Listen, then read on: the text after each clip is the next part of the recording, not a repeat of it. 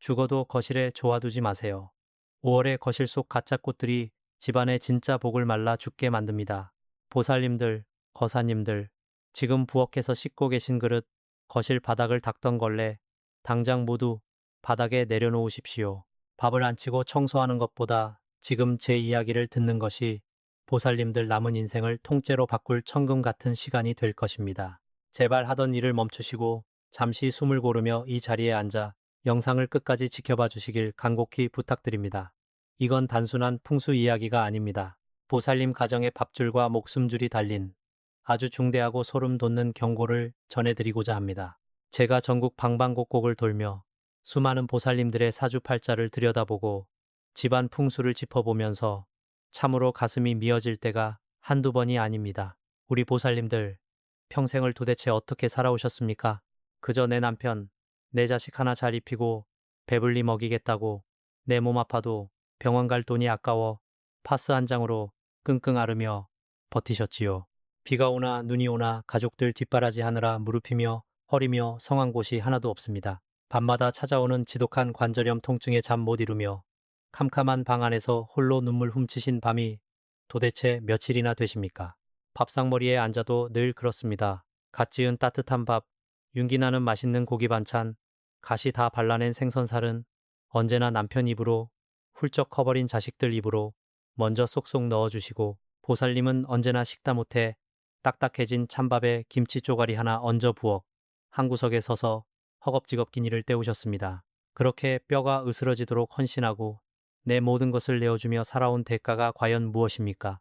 내 통장에는 먼지만 날리고 시장 갈 때마다 텅 빈 지갑을 보며 억장이 무너져 내리는 그 참담한 심정을 제가 어찌 모를 수 있겠습니까? 남들 좋은 곳 놀러 갈 때 못 가고 남들 예쁜 옷 사 입을 때 낡은 옷 끼워 입으며 악착같이 정말 피눈물 나게 돈을 모았건만 밑 빠진 독에 물 붓기처럼 돈은 들어오기가 무섭게 줄줄 새어나가기 일쑤입니다. 자식들 학비에 남편의 풀리지 않는 사업 자금에 심지어 집안의 무거운 빚 덩어리까지 고스란히 보살님의 가녀린 두 어깨에 짊어지고 오셨지요. 겉으로는 허허 웃고 있어도 속으로는 시퍼렇게 멍이 들어 하루하루를 간신히 버텨내신 우리 보살님들의 그 억울하고 기구한 팔자, 오늘 제가 그 끔찍한 원인을 낱낱이 파헤쳐 드리겠습니다.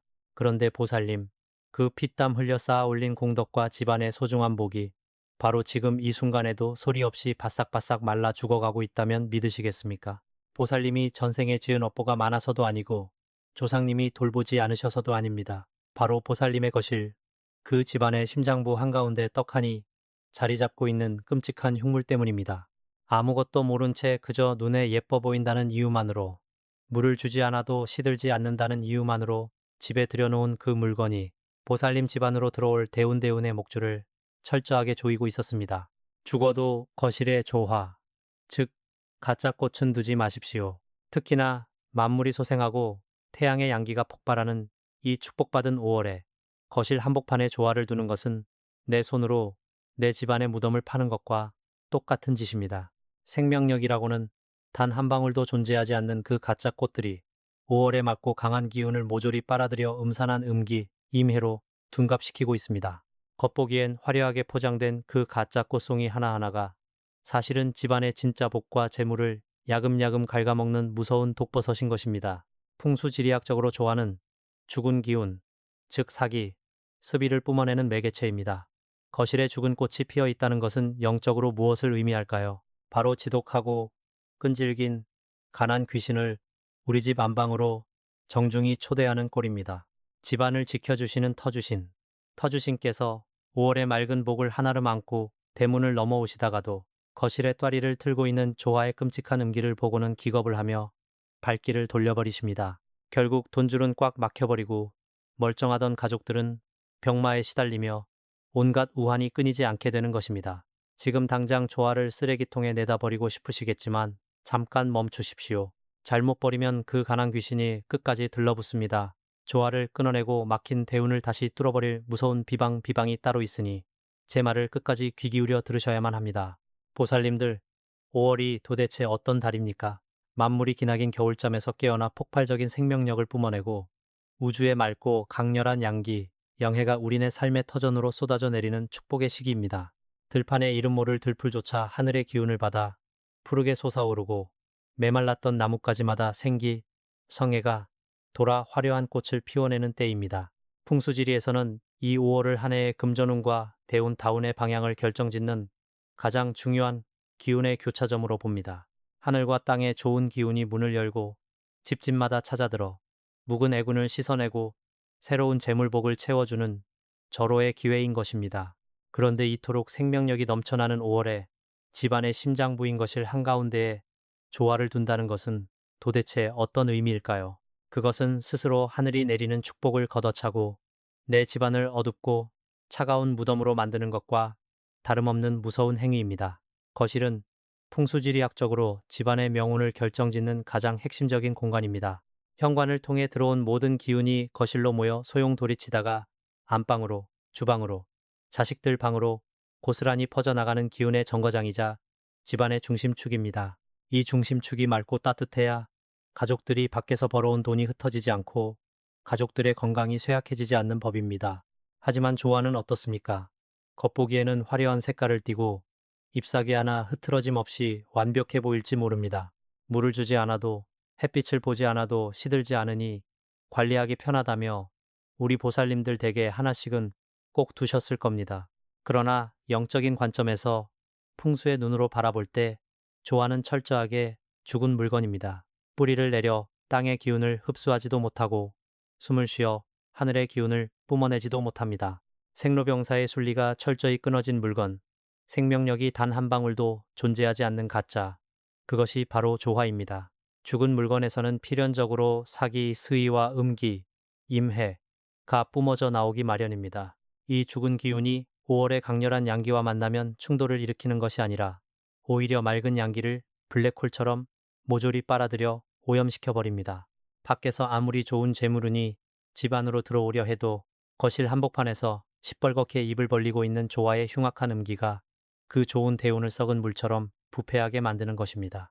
산 사람이 사는 공간, 그것도 온 가족의 온기가 모여야 할 것이래 죽은 기운을 내뿜는 물건을 제단처럼 모셔두고 있으니 어찌 보살님들의 삶이 고달프지 않을 수 있겠습니까? 뼈 빠지게 일해도 돈이 모이기는커녕 밑 빠진 독에 물 붓듯 줄줄 새어나가는 첫 번째 원인이 바로 여기에 있습니다. 더욱 끔찍하고 소름 돋는 사실은 이렇게 거실에 고여버린 짙은 음기와 사기가 바로 가난 귀신, 이 세상에서 가장 좋아하는 최고급 만찬이라는 점입니다. 귀신은 본래 자신과 주파수가 맞는 어둡고 습하고 죽어있는 기운을 귀신같이 찾아내어 들러붙습니다. 거실에 조화가 놓여 있다는 것은 영적인 세계에 대고 우리 집에 흉악하고 가난한 기운이 가득하니 어서 와서 이 집안의 남은 복마저 싹싹 긁어먹으라고 초대장을 돌리는 것과 똑같습니다. 한번 거실에 또아리를 튼 가난 귀신은 거머리처럼 가족들의 양기를 빨아먹고 통장의 잔고를 바닥내며 집안의 생기를 말라 비틀어지게 만듭니다. 가난 귀신이 집안에 진을 치고 흉악한 냄새를 풍기기 시작하면 집안을 든든하게 지켜주시고 재물을 불려주시던 터주신마저 기겁을 하며 고개를 돌려버리십니다. 터주신은 맑고 생동감 넘치는 양기를 머금고 집안을 보살피는 분이신데 시체와도 같은 조화의 사기와 가난 귀신이 뿜어내는 악취를 견디지 못하고 보살님의 댁을 떠나버리는 것입니다. 신령님이 떠난 텅 빈 집안에는 오직 애군과 우환만이 덩그러니 남게 됩니다. 아무리 절에 가서 불공을 드리고 칠성님께 밤낮으로 두 손 모아 빌어도 집안의 터가 이미 가난 귀신에게 점령당해 썩어 들어가고 있는데 무슨 소용이 있겠습니까? 그 참혹한 결과는 고스란히 보살님들의 가녀린 어깨와 병든 몸으로 돌아옵니다. 남편의 사업은 자꾸만 어긋나고 헛돈이 나가며 다 큰 자식들은 제 앞가림을 못하고 속을 썩입니다. 보살님의 무릎과 허리의 관절염은 날이 갈수록 끊어질 듯 아파오고 밤마다 원인 모를 불안감과 불면증에 시달리게 됩니다. 이 모든 것이 보살님의 팔자가 드세거나 전생의 죄가 많아서가 결코 아닙니다. 그저 예쁘다고 무심코 거실에 두었던 그 가짜 꽃송이들이 보살님의 피와 땀, 그리고 가족들의 미래를 갉아먹는 치명적인 독이 되어 집안의 대운을 처참하게 짓밟고 있었던 것입니다. 그래서 제가 서두에 그토록 간절하게 숨이 넘어갈 듯 피를 토하는 심정으로 죽어도 거실에 조화를 두지 마시라고 경고한 것입니다. 당장 그 흉물을 치워버리고 막힌 대운의 숨통을 틔워야만 우리 보살님들이 남은 여생을 두 다리 쭉 뻗고 통장에 돈 쌓이는 재미를 보며 사실 수 있습니다.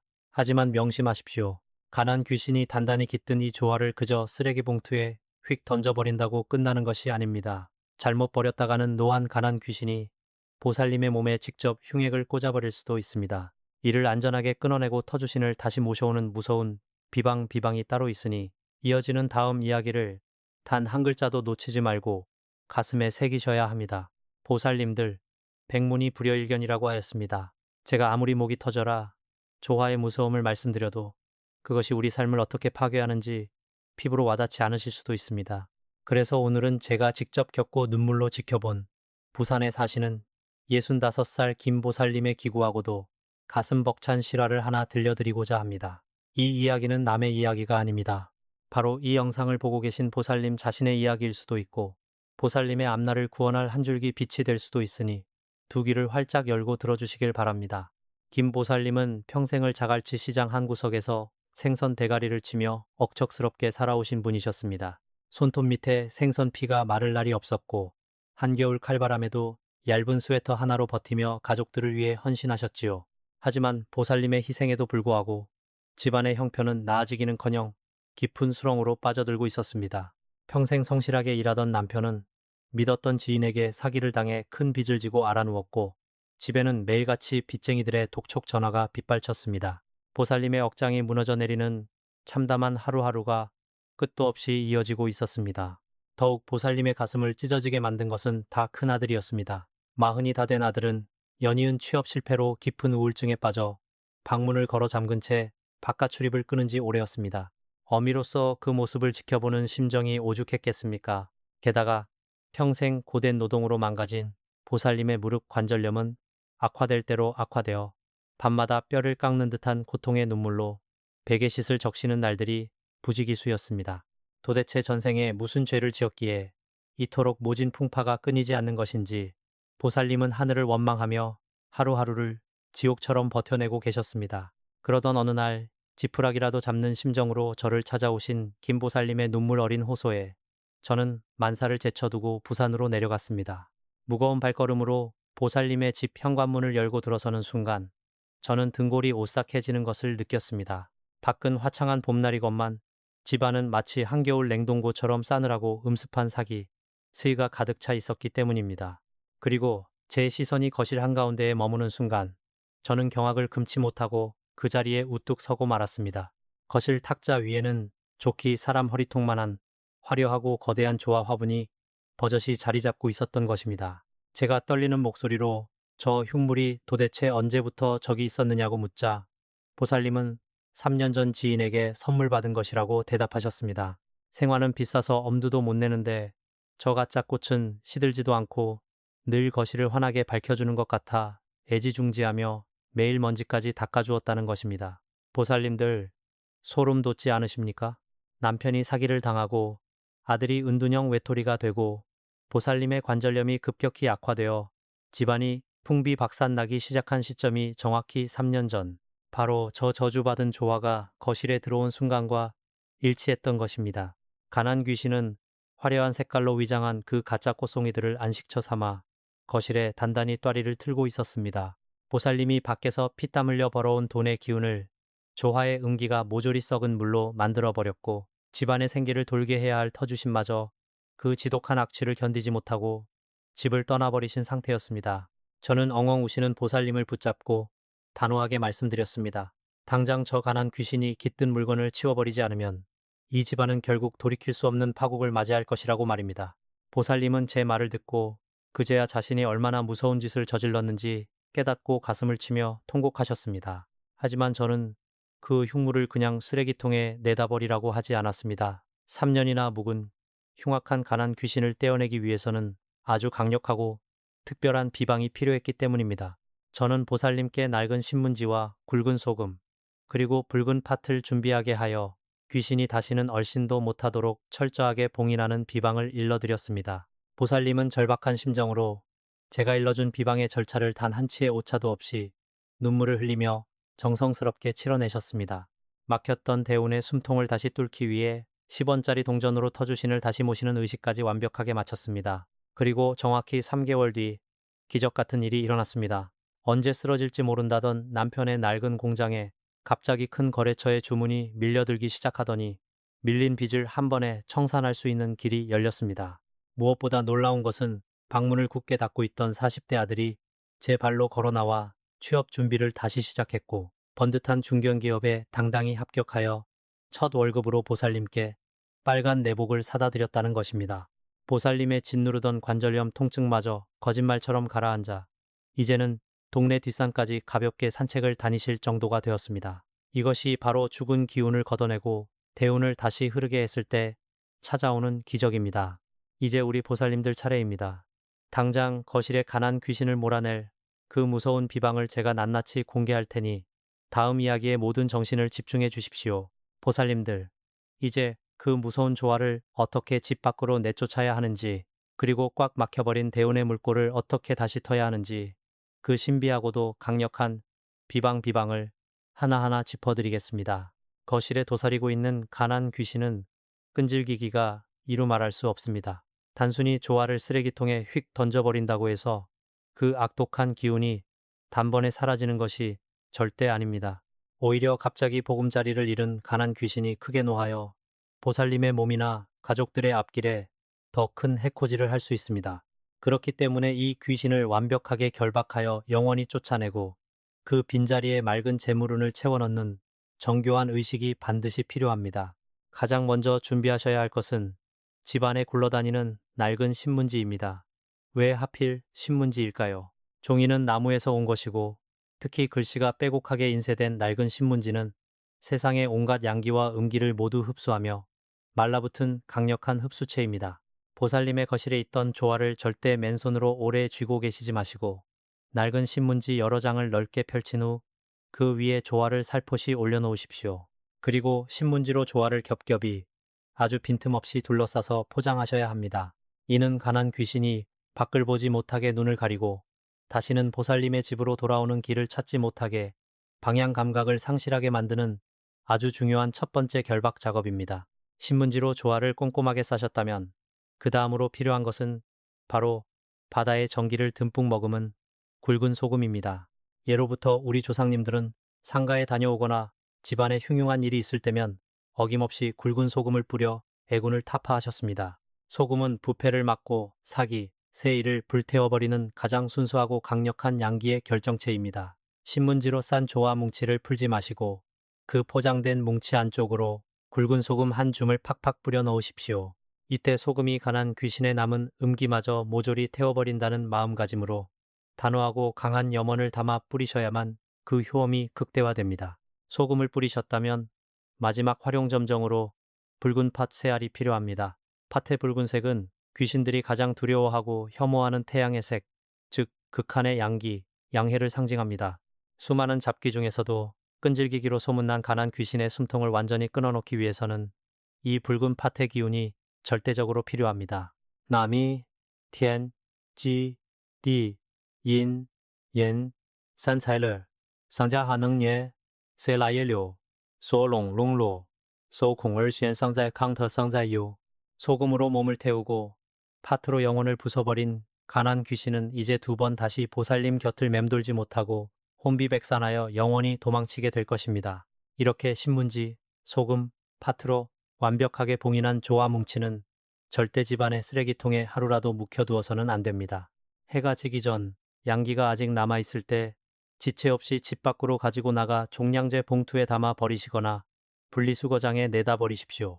이때 가장 주의하셔야 할 철칙이 하나 있습니다. 버리고 뒤돌아설 때 절대로 뒤를 돌아보거나 미련을 갖지 마십시오. 아까운 꽃인데 그래도 비싸게 주고 산 건데 하는 아주 작은 미련과 아쉬움의 파동조차도 쫓겨나던 가난 귀신에게는 훌륭한 동아줄이 됩니다. 쓰레기장에 던져버린 순간 그 흉물은 내 인생에서 영원히 지워졌다는 듯이 차갑게 돌아서서 곧장 집으로 돌아오셔야 합니다. 자, 이제 집안의 흉물과 가난 귀신을 몰아냈으니 거실은 텅 빈 상태가 되었습니다. 나쁜 기운을 비워냈다면 이제 그곳을 황금빛 대운과 터주신의 맑은 기운으로 꽉꽉 채워 넣어야 할 차례입니다. 빈 공간을 그대로 방치하면 또 다른 잡귀가 꼬일 수 있으니 즉시 양기를 충전하는 2번째 비방을 실행하셔야 합니다. 이때 보살님들의 막힌 돈줄을 다시 강력하게 끌어당겨줄 비밀 무기가 바로 옛날 10원짜리 동전입니다. 요즘 나오는 가벼운 동전이 아니라 구리빛이 선명하고 묵직한 옛날 10원짜리 동전을 찾으십시오. 풍수지리학에서 구리 녹는 흙의 기운을 가장 잘 품고 있으면서도 재물운을 전도하는 최고의 매개체입니다. 10원짜리 동전에 새겨진 다보탑은 굳건한 땅의 기운과 부처님의 가호를 상징하며, 동전의 재질인 구리는 외부의 맑은 금전운을 피뢰침처럼 거실로 강하게 끌어당기는 역할을 합니다. 이 옛날 10원짜리 동전을 총 12개 준비하십시오. 그리고 집안의 거실 네 모서리, 즉 기운이 가장 정체되기 쉽고 구석진 4곳의 바닥에 동전을 3개씩 차곡차곡 쌓아 올리거나 나란히 놓아두십시오. 거실의 네 모서리에 자리 잡은 이 12개의 구리 동전이 서로 보이지 않는 결계를 형성하여 밖으로 새어나가던 보살님의 재물을 철통같이 지켜줄 것입니다. 이 비방을 모두 마치고 나면 보살님들은 당장 거실의 공기부터 확연하게 달라졌음을 온몸으로 느끼실 수 있을 것입니다. 가슴을 짓누르던 답답하고 서늘한 한기가 사라지고 그 자리에 훈훈하고 맑은 봄바람 같은 양기가 부드럽게 감돌기 시작할 것입니다. 떠나셨던 터주신께서 다시 돌아와 자리를 잡으시고 꽉 막혀있던 대운의 숨통이 마침내 트이는 징조입니다. 이제 나쁜 기운을 물리치고 털을 다졌으니 하늘의 무한한 축복과 재물을 보살님의 집안으로 쏟아부어줄 거룩하고 장엄한 마무리가 필요합니다. 마지막으로 보살님의 가정을 절대 깨지지 않는 황금 방패로 감싸 안아드릴 테니 두 손을 모으고 다음 순서를 기다려 주십시오. 보살님들, 이제 집안의 흉한 기운은 모두 씻겨나갔고 터주신을 기쁘게 해드릴 맞고 강렬한 양기만이 거실을 가득 채우고 있습니다. 이제부터는 이 깨끗해진 공간에 어떤 사악한 기운도 다시는 침범하지 못하도록 아주 강력하고 신성한 황금 방패를 칠 차례입니다. 지금부터는 하던 일을 완전히 멈추시고 편안한 자세로 앉아 두 손을 가슴 앞에 가지런히 모아주시길 바랍니다. 눈을 지그시 감고 코로 숨을 깊게 들이마시며 5월의 맑은 생기가 온몸의 혈관을 타고 흐른다고 상상하십시오. 그리고 입으로 숨을 길게 내뱉으며 그동안 보살님의 뼛속 깊이 사무쳐 있던 가난의 한과 관절마다 맺힌 고통이 검은 연기가 되어 모두 빠져나간다고 마음속으로 강하게 믿으셔야 합니다. 예로부터 우리네 어머니들은 집안에 우환이 있거나 자식의 앞길이 막혔을 때 뒤뜰 장독대에 정화수를 떠놓고 칠성님께 밤이 새도록 빌고 또 빌었습니다. 하늘의 북두칠성을 관장하시며 인간의 수명과 기륭화복을 쥐고 계시는 칠성님은 가장 간절하고 애달픈 어머니들의 기도를 결코 외면하시는 법이 없습니다. 평생을 가족을 위해 뼈가 으스러지도록 헌신하며 찬밥으로 끼니를 때우고 파스 한 장으로 버텨온 우리 보살님들의 그 갸륵하고 애통한 마음을 칠성님께서 어찌 모르시겠습니까? 이제 제가 그 칠성님과 터주신을 향해 보살님의 남은 여생을 찬란한 금빛으로 물들여줄 축원 기도를 올리겠습니다. 제 목소리에 보살님의 간절한 염원을 함께 실어 보내주십시오. 천지신명과 칠성님, 그리고 이 집안을 굽어 살피시는 터주신께 엎드려 고하나이다. 여기 평생을 눈물과 희생으로 살아온 가엾고도 숭고한 한 보살이 두 손을 모으고 있나이다.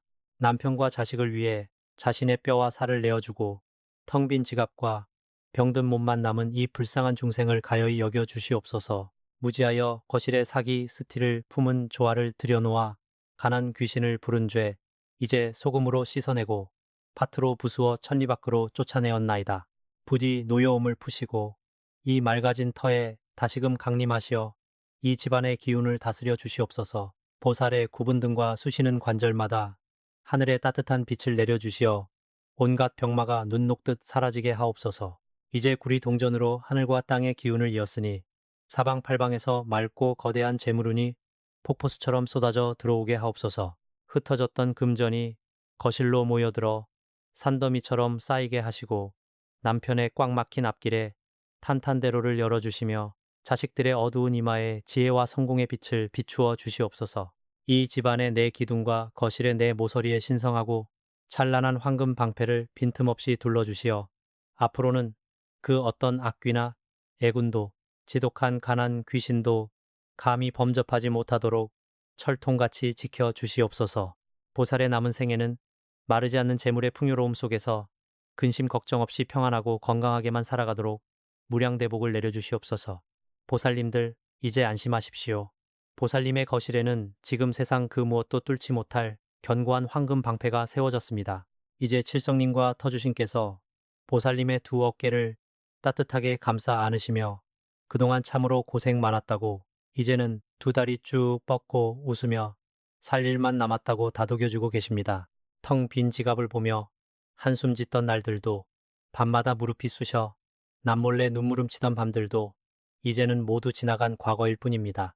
보살님이 가족을 위해 흘렸던 그 숭고한 땀방울과 눈물이 이제는 황금빛 대운이 되어 보살님의 통장과 집안 구석구석을 눈부시게 채워줄 것입니다. 저는 그 기적이 보살님 댁에 당도했음을 추호도 의심치 않습니다. 이 벅차오르는 대운의 에너지를 보살님의 것으로 완벽하게 굳히기 위해서는 입 밖으로 내뱉는 긍정의 파동이 반드시 필요합니다. 지금 당장 영상 아래 댓글창에 엎드려 기도하는 마음으로 나무아미타불 관세음보살 12글자를 정성스럽게 남겨주십시오. 댓글을 적어 내려가는 그 손끝을 타고 부처님의 자비로운 광명과 칠성님의 가호가 보살님의 온몸으로 강렬하게 전해질 것입니다. 보살님이 남겨주신 그 간절한 댓글 하나하나가 황금 방패를 더욱 두껍게 만드는 부적이 될 것이며, 저는 그 댓글마다 일일이 기운을 불어넣어 대운이 하루빨리 당도하도록 밤낮 없이 기도하겠습니다. 사랑하고 존경하는 우리 보살님들, 거사님들, 늘 식은 밥만 드시지 마시고 오늘만큼은 보살님 자신을 위해 따뜻하고 맛있는 밥 한 끼 꼭 챙겨 드시길 바랍니다. 보살님이 건강하고 행복해야 집안의 대운도 활짝 피어나는 법입니다. 모진 세월 정말 훌륭하게 잘 버텨오셨습니다. 이제부터는 돈 걱정, 자식 걱정 내려놓으시고 찬란하게 빛나는 금빛 인생만 걸어가시길 두 손 모아 간절히 또 간절히 축원합니다. 다음 시간에도 보살님들의 막힌 눈을 시원하게 뚫어줄 신비한 비방을 하나름 안고 찾아오겠습니다. 부디 내내 평안하시고 대박 나시옵소서. 성불하십시오.